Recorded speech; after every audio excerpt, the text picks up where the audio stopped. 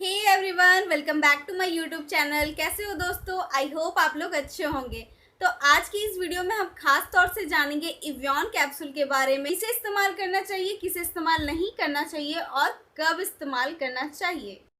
तो इस कैप्सूल के बारे में जानने से पहले हमें सबसे पहले जानना ये ज़रूरी है कि विटामिन ई होता क्या है, इसका हमारे बॉडी में क्या काम होता है और इसकी ज़रूरत को किस किस तरीके से पूरा किया जा सकता है। तो हमारी बॉडी को डेली एक एवरेज क्वांटिटी में carbohydrate, vitamin, minerals and proteins की ज़रूरत होती है, जिसमें से विटामिन ई का भी नाम आता है, कि एंटीऑक्सीडेंट के नाम से भी जाना जाता है, जो हमारे बॉडी सेल्स टिश्यू को फ्री रेडिकल से होने वाले डैमेज को काफ़ी हद तक प्रोटेक्ट करता है। शायद आप लोगों को फ्री रेडिकल्स के बारे में नहीं पता होगा।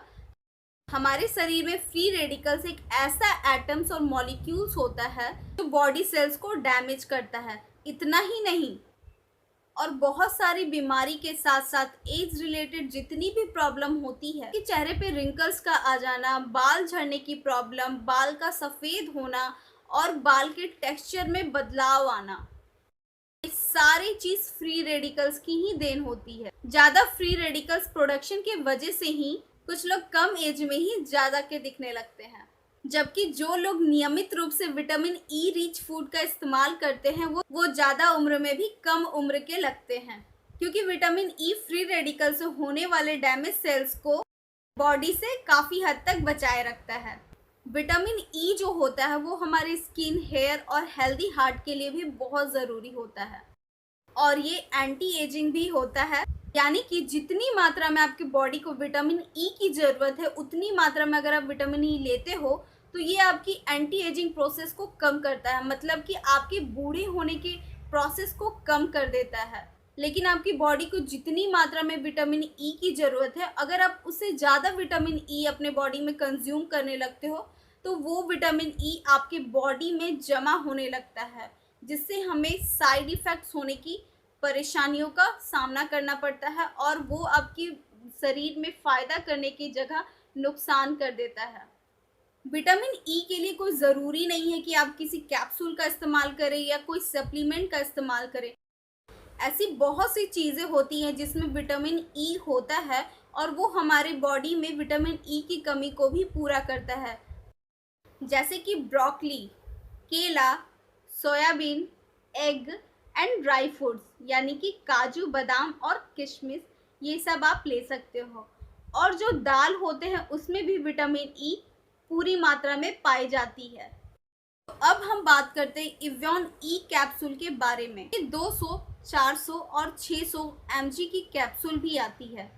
इसका लोग दो तरीके से यूज़ करते हैं, एक्सटर्नल यूज़ के लिए और एक इंटरनल यूज़ के लिए, यानी कि एक खाने के लिए और एक फेस पे लगाने के लिए या फिर अपने बालों पे लगाने के लिए। सबसे पहले हम बात कर लेते हैं एक्सटर्नल यूज़ की। इसमें विटामिन ई का इस्तेमाल बालों पे लगाने और स्किन के लिए किया जाता है, जो कि काफ़ी फ़ायदेमंद होता है। विटामिन ई को कोकोनट ऑयल या फिर ऑलिव ऑयल के साथ मिक्स करके लगाने से आपके बालों का जो टेक्सचर होता है वो इम्प्रूव होता है। ये डैमेज हेयर फॉल को भी रिपेयर करता है और ग्रोथ को बढ़ाता है। विटामिन ई को ऑलिव ऑयल या फिर कस्टर्ड ऑयल के साथ यूज़ करने से ये आपकी स्किन की इलास्टिसिटी को बढ़ाता है, स्किन के टेक्सचर को भी अच्छा करता है। इसलिए ये आपके रिंकल्स को कम करने में बहुत हद तक मदद करता है, आपके डार्क सर्कल को भी रिड्यूस करता है। आफ्टर ऑल, विटामिन ई के एक्सटर्नल यूज़ में इसका कोई सीरियस साइड इफ़ेक्ट नहीं है, लेकिन इस ऑयल को फेस में यूज़ करने से पहले स्किन के दूसरे पार्ट में यूज़ कर लेना बेहतर होता है, कि कहीं ये आपकी स्किन में एलर्जी पैदा या फिर रेडनेस पैदा तो नहीं करता है। वैसे तो ये साइड इफ़ेक्ट बहुत ही रेयर होता है, किसी किसी के स्किन में ही ये देखने को मिलता है। तो अब बात आती है इंटरनल यूज़ की।